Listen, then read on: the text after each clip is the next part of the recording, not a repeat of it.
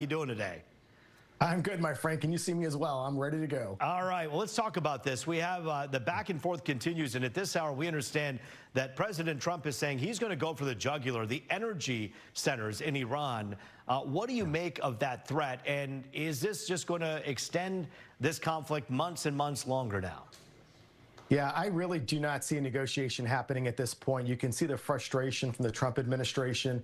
The new word out today from the White House is that not only will the U.S., but Israel will join in potential new attacks. Israel has not joined in since the MOU recently collapsed.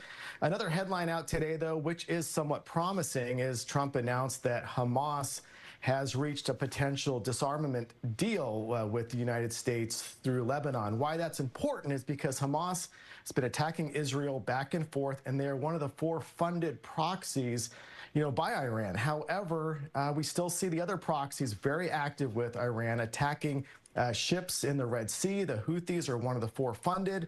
At the same time, you have Iran-backed Shia militias in Iraq targeting Saudi, and that created a response from the U.S. and Saudi going into Iraqi airspace, if you will, to attack those targets. So this war is expanding, not shrinking, and I do not see a negotiation happening in the short term.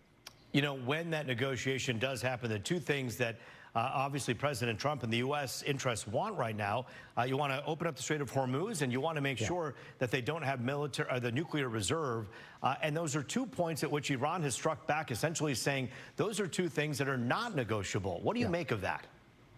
Yeah, Iran really feels like they are strengthened and emboldened, and they are using their proxies. They are continuing to attack ships. If you think about this, 2 U.S.-flagged vessels were targeted by a drone and struck near Egypt in recent days.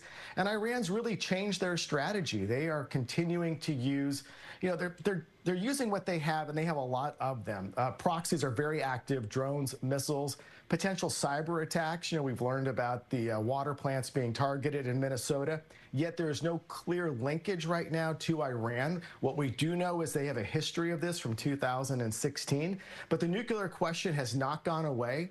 However, it is no longer the front and center issue. It is about economics, opening up the Strait of Hormuz.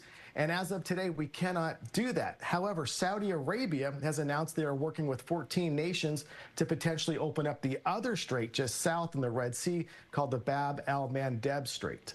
Talk for a moment about that other strait, because it's almost as though we haven't heard much about that. We always think exclusively about the Strait of Hormuz. What happens if that is able to open up? Well, it's a big if, because right now both are largely locked down. If you think about it, about 36% of the world's oil or world's resources with fuel come out of those 2 straits.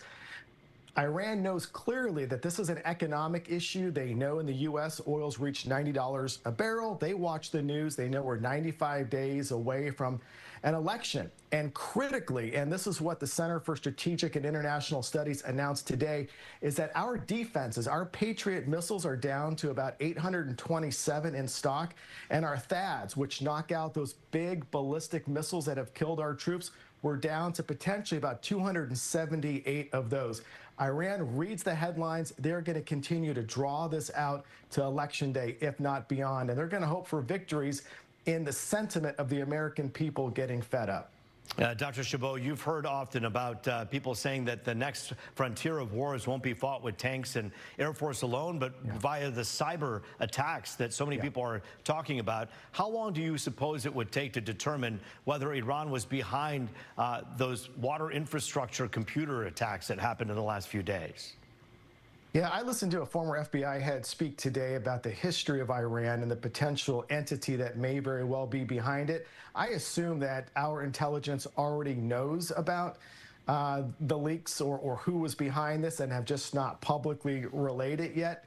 But when you look at history and what they have done prior, there's a good indication there's a line back to Iran. And this is within their line of thinking. They want to continue to disrupt. It's not just about the physical attacks against our troops. It's the psychological impact. When you see the gas prices go up, that's a psychological impact. If you're able to impact our water, another psychological impact. This is in their array, and their proxies and their money and their tentacles run very deep across this globe. And to be able to get into our water networks is a clear red flag, because we thought we had those problems locked down based on what happened after 2016. Clearly, we did not. Certainly disturbing, but something we'll be watching very carefully, and we all hope that they can get a handle on that for sure. Our Dr. Paul Chabot joining us here on The Pulse tonight. We thank you for your time. Yes, sir. Thank you. Well, straight ahead,